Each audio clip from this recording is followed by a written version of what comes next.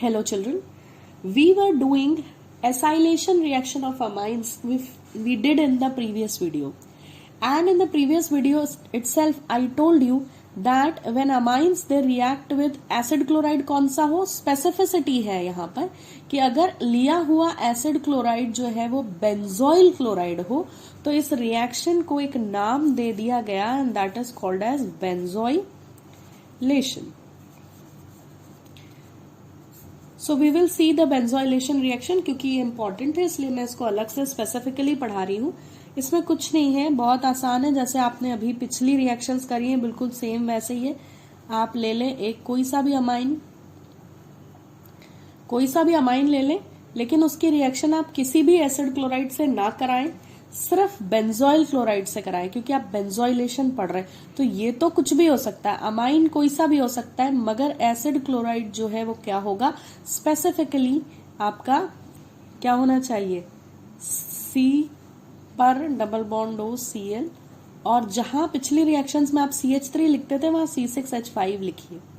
Essentially ऐसा करना है, ठीक है. एनसीईआरटी में कंपोजिट रिएक्शन दी है, क्योंकि मुझे मैकेनिज्म समझाना है कि रिएक्शन कैसे हुई. वैसे मैं ना भी समझाऊं तो पिछला वीडियो आप देख चुके हैं और उसमें आपको मालूम है कि कैसे ये जुड़ते हैं, बट फिर भी अगर कोई स्पेसिफिकली बेंजोइलेशन ही देख रहा है तो उसको कैसे समझ आएगा, इसलिए हम फिर से कर रहे हैं इसको. ये कार्बन जो है ये क्या है, ये इलेक्ट्रॉन रिक्वायरिंग सेंटर है. इसको इलेक्ट्रॉन्स की बहुत जरूरत है क्योंकि ये दो तरफ से मोर इलेक्ट्रोनेगेटिव एलिमेंट से जुड़ा हुआ है. तो ये क्या होगा, ये लोन पेयर्स इस कार्बन से जुड़ने के लिए, बॉन्ड बनाने के लिए जाएंगे.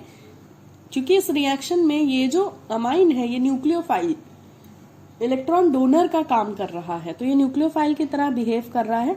तो जैसे ही ये बॉन्ड बनने के लिए जाएगा ऑक्सीजन का पाई बॉन्ड टूट जाएगा, क्योंकि मैंने बताया आपको कार्बन कभी भी 5 बॉन्ड नहीं बना सकता. तो इस इन्फ्लुएंस में क्या होगा कि एक स्पीशीज जनरेट होगी जो देखे कैसी होगी. ये रहा CH3N, और ये जो दो इलेक्ट्रॉन्स थे ये कहाँ काम आ जाएंगे, ये रहा बॉन्ड जो ब्लैक कलर की लाइन बनाई. ये बॉन्ड कैसे बना है, इन लोन पेयर से बना है, और जोड़ किसको रहा है, कार्बन को. ठीक है, तो ये लोन पेयर खत्म हो गया. लोन पेयर के खत्म होने के कारण नाइट्रोजन पे प्लस चार्ज आया क्योंकि इलेक्ट्रॉन डेंसिटी कम हो गई. अब बचे हुए दोनों हाइड्रोजन जो है वो मैं यहाँ लिख देती हूँ. तो इतना लिखते से ये स्पीशीज कवर हो गई आपकी CH3NH2, बट लोन पेयर की जगह प्लस चार्ज आ गया क्योंकि लोन पेयर ये बॉन्ड बन गया.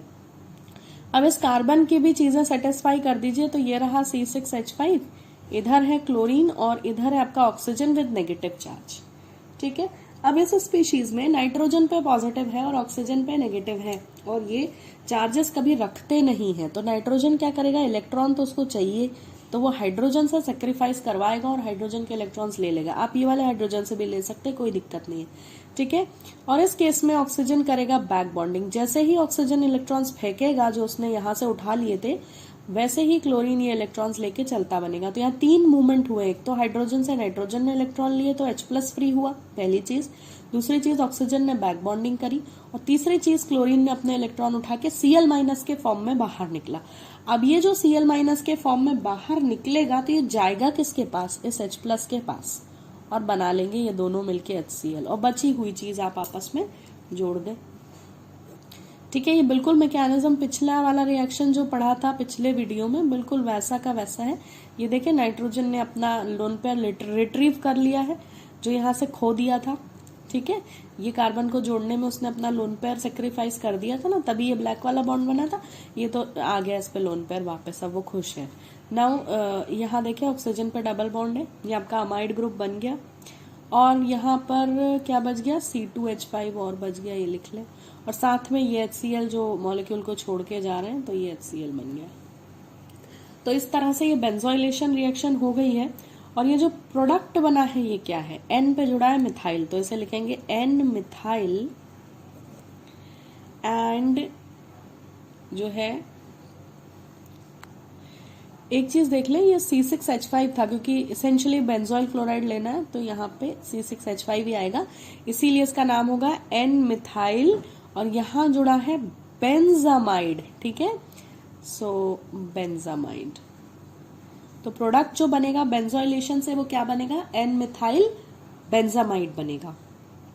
और साथ में एक मॉलिक्यूल HCl का बनेगा।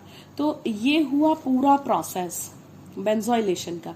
Aniline reacting with benzoyl chloride. Benzoylation क्यों कहते हैं? क्योंकि एसिड क्लोराइड कौन सा लेना है?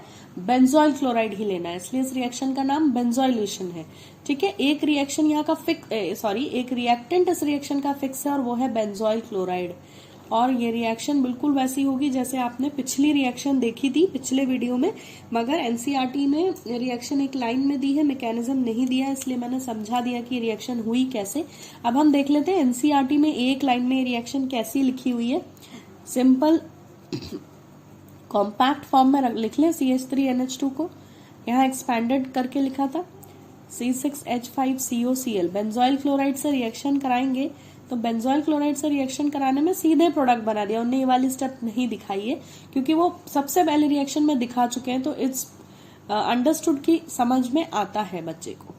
तो प्रोडक्ट क्या बन रहा है? CH3NHCO C6H5 plus 1 molecule of HCl. So this is the product and this is what the name you already know, N-methyl, क्योंकि नाइट्रोजन से मिथाइल जोड़ा है, and benzamide. So this is how the benzylation reaction is done. I hope this is clear. And this reaction is very, very important because it can be considered as a name reaction wherein amine is reacting with benzoyl chloride. So thank you for watching. I hope the reaction is clear to you.